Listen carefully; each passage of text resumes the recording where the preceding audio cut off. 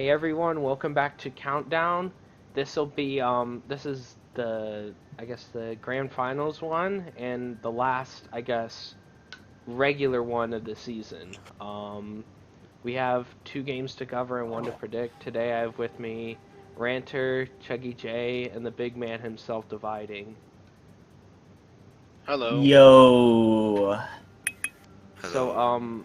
we'll just go ahead and go into our recap. Our first game was probably the most important game of the past week. Hangzhou Bark upset Tokyo Drifters 3-1. The player of the match is Copy Dog, and the honorable mention was iMustache.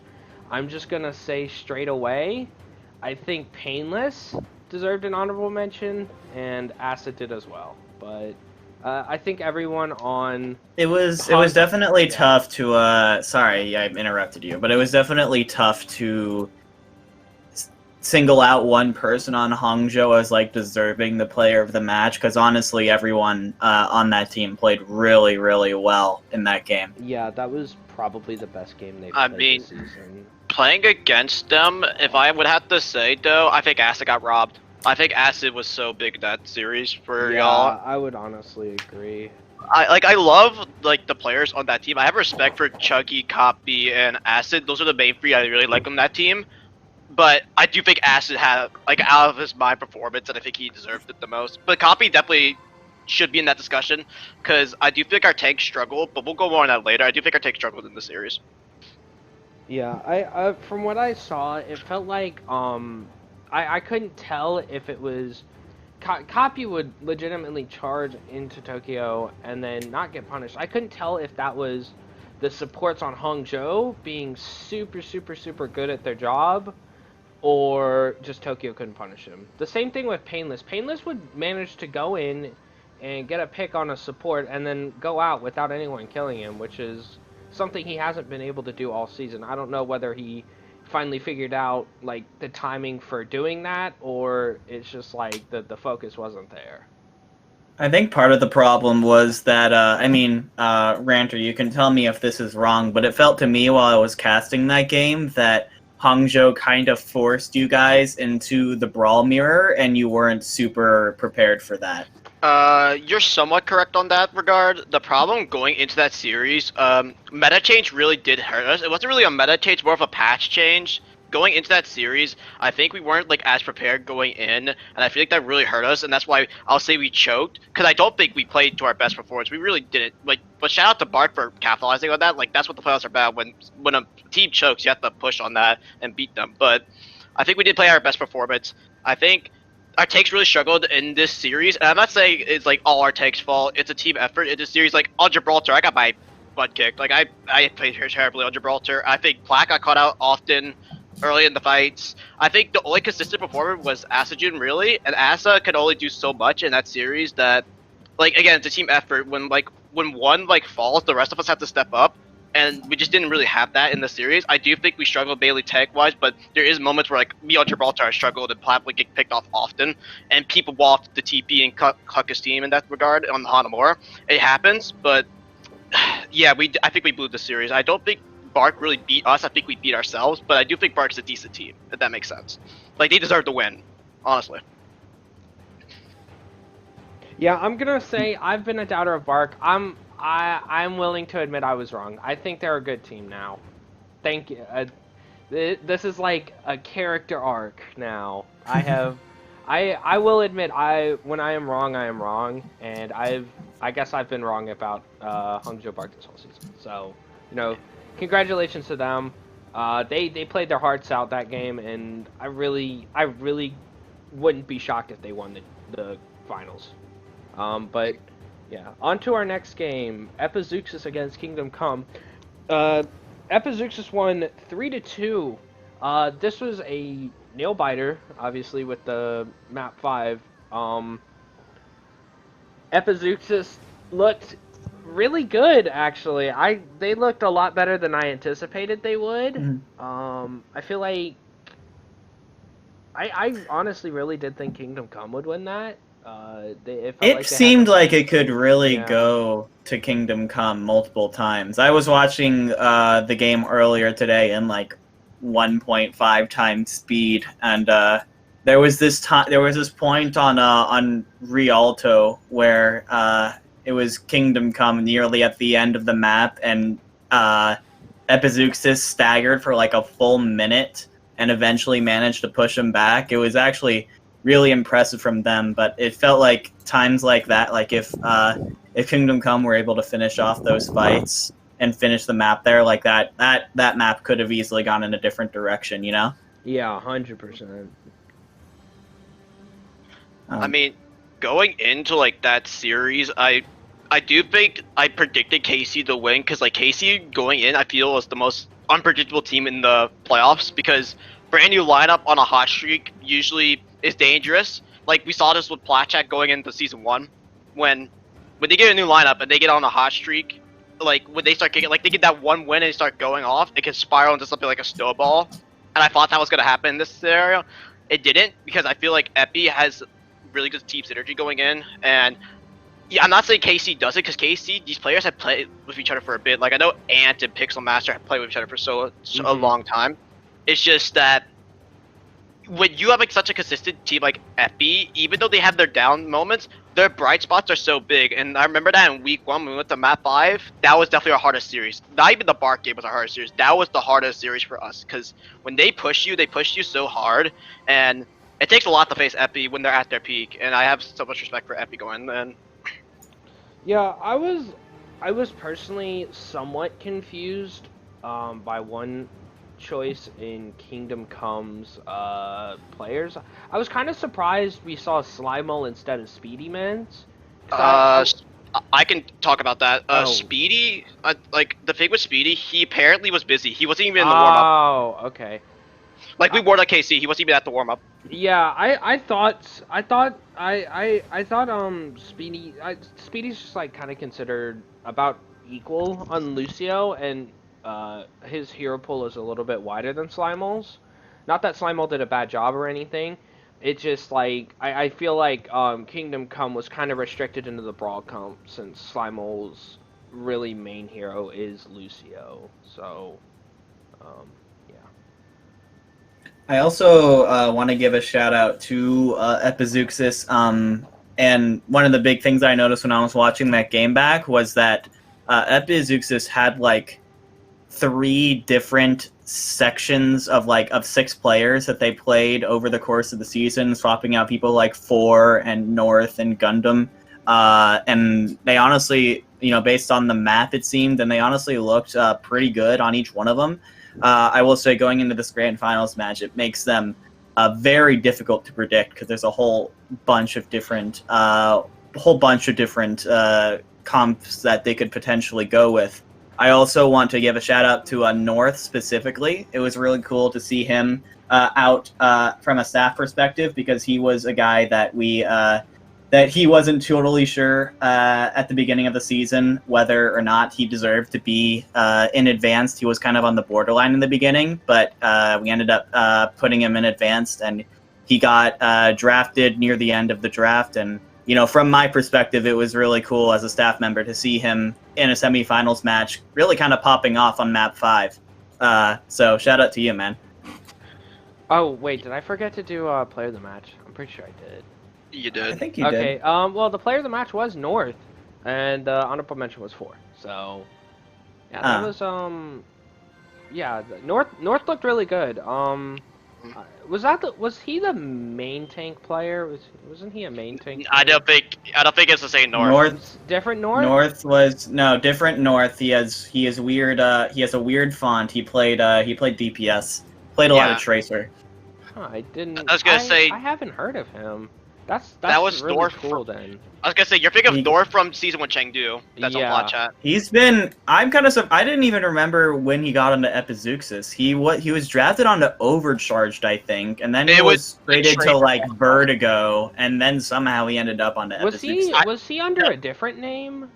No, I think that was the Blossom trade you're thinking of. Dividing, where they traded the big 3, as I'll call it. Like they traded like Striel and all them to OC. They traded like a lot to OC, and then they got That's at least we could check Kurt's the transfer logs. He has a transfer log about this. Yeah. if you really want to go into it. But I think that was the deal. If not, you correct me if I'm wrong, guys, in the comments, because we do have Karn's log that could look at it. Here, I'll look at it right now. Let's check. Yeah. I honestly don't remember. I feel like he's been on like 3 teams. I don't remember him on Vertigo ever, though. I don't remember him. Was he? I might be thinking about Gundam. I know Gundam was on Vertigo. Gundam was on Vertigo. I could confirm that one. This is a mystery for sure. Let me check.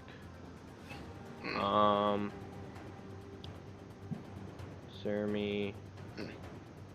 Bear with me. Yeah, I don't see him on here. I feel like he was under a different name. Did he go under a different name? It could be Is it Vinny? What about Frozen? Is it Vinny or Frozen? I think I've seen people referred to him as Vinny before. Yeah, Okay, then yeah, Vinny. Vinny was traded with Ravioli and Yeah, Tito. that's what I thought. Cause I was like, Vinny was on Overcharge, if I remember correctly. But his name in game is North, North. Got it. with a bunch of weird fonts. Yeah, I was kind of confused about that one. But yeah, he popped off. Well, I guess is that all really we have to say about any of the recap? I mean, I'm kind of just upset because Reborn doesn't get to play at a Grands. That's true. Well, I know. I mean, at least one former Tokyo player will get it. I mean, yeah.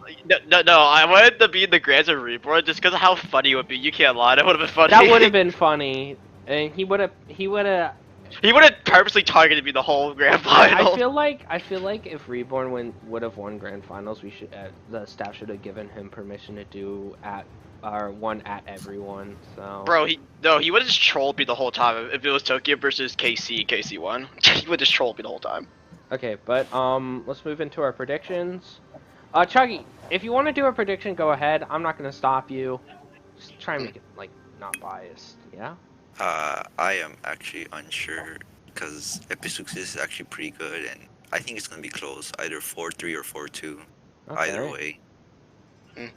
Okay, well, I'll start. I predicted a 4-3 to Epizeuxis. I feel like that's what will come down to like 1 or 2 fights. Ranter said 4-2 to Epizeuxis. Dividing said 3-4 to Hangzhou, or 4-3 Hangzhou. 50% of our analysts. It's a 50-50 split. I don't know if Acri did that on purpose or not, but okay. Golly. 50-50. And 61% of the community pick Epizeuxis. Now, as Dividing said earlier, Epizeuxis is a very, very, very unpredictable team, and I feel like they'll come in with some weird-ass funky comp on a weird-ass map nobody practices, and it'll take like 1 or 2 maps like that, and that'll be the reason they win. Okay. Hot take. Now this That's is fair. Now this might come out after the final since it's on Thursday this week. Yeah, we could all be fucking wrong here. Yeah, we could all be wrong. Could be seeing it, and it was just a 4-0, but it happened before the countdown came out. Yeah. I do want to say, my pick might be me being a little bit biased because I was in and casting the Hangzhou Tokyo game as it happened, and as in contrast, I just watched the Epizeuxis Kingdom Come game like an hour ago on 1.5 speed. But I was genuinely really impressed with Hangzhou yesterday. Not only was it yesterday? No, it was 2 days ago. Yes, today. But anyways, I feel like Hangzhou really, really excelled at the brawl comps, which I felt like during the game, Epizeuxis sort of struggled on maps like King's Row, where they were kind of forced into a brawl situation.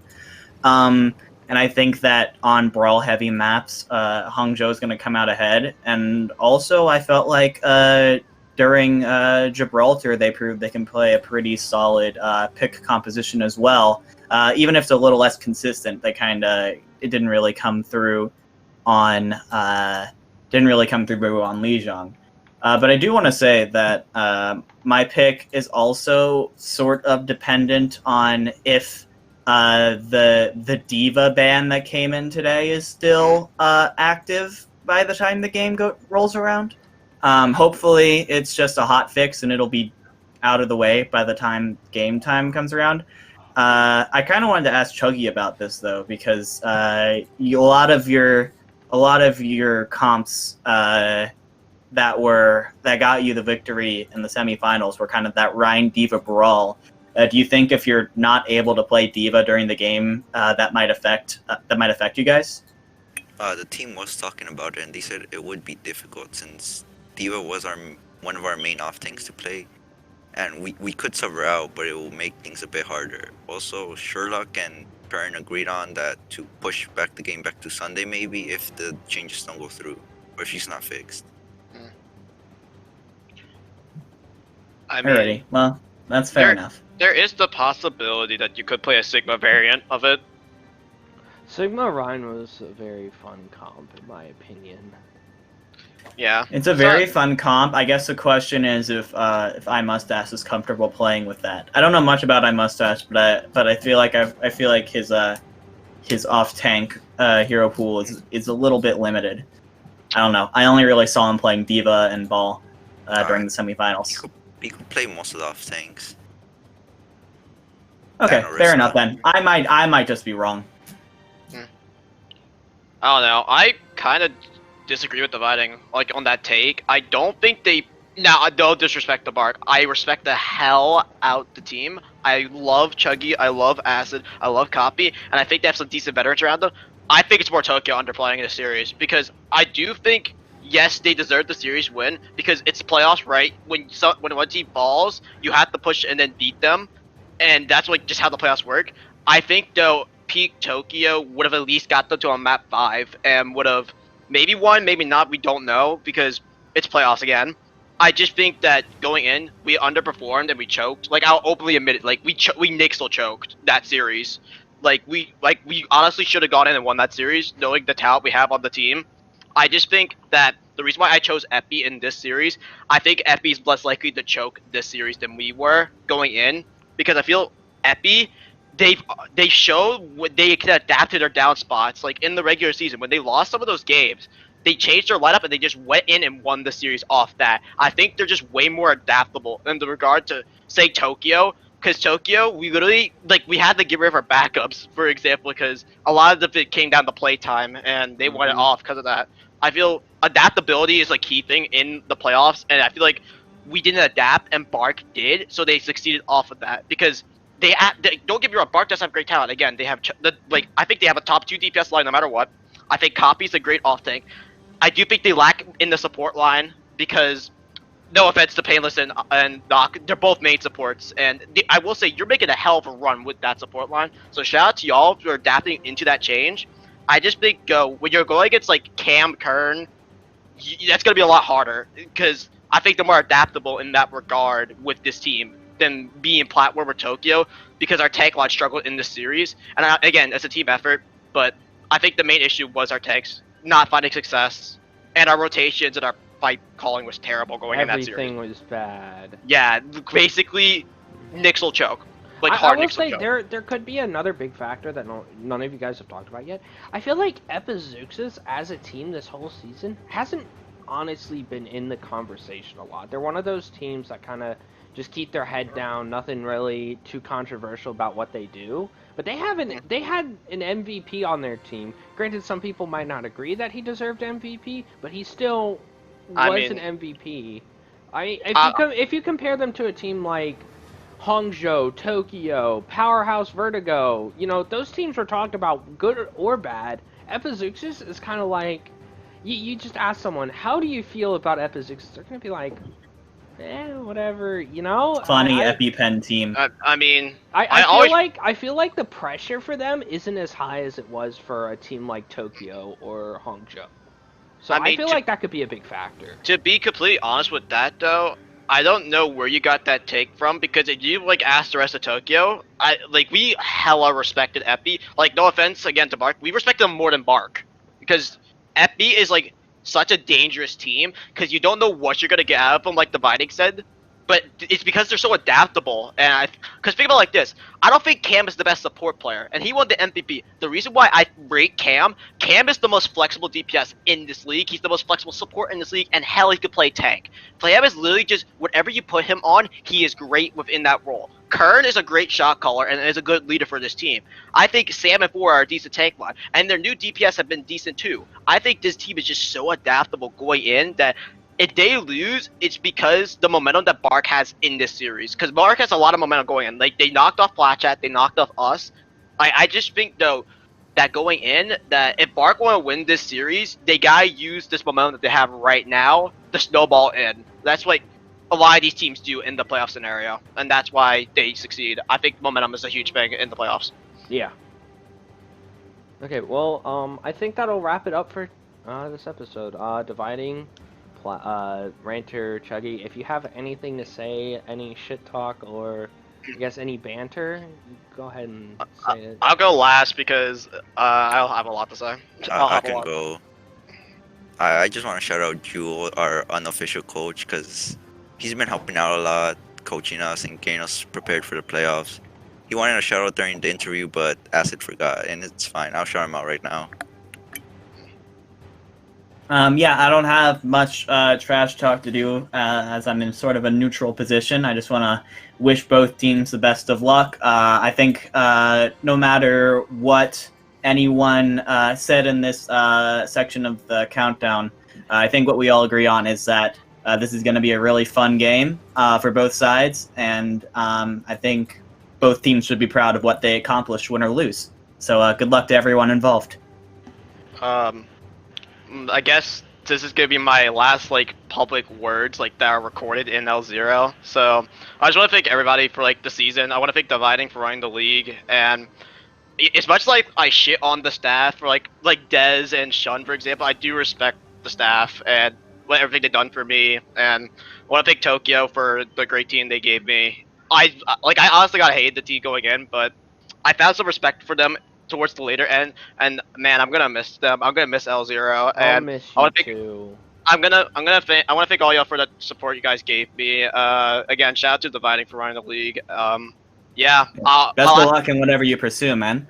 Yeah, thank you. My last appearance is gonna be All Stars in L0. Stay tuned. I might be in a lot of events for that, because why not? Go out of a bang. But thank you guys for all the support, and Ranter out, I guess. Yeah. Thank you, Armin. We got the countdown. Yeah, I'll just go ahead and say I don't think I've really done this season on Countdown. I'd let all my guests do it, but since this will be, I guess, the last formal countdown of the season, I just want to say, Dez, you smell bad.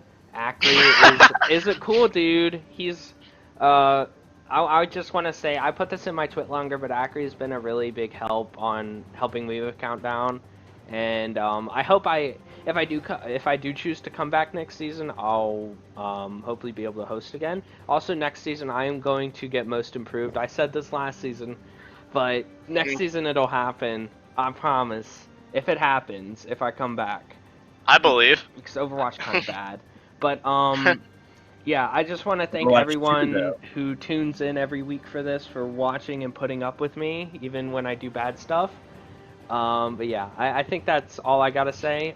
Dividing, Ranter, Chuggy, thank you once again. And I do have something next week for Countdown, but it's a little less formal. But yeah, thank you all once again.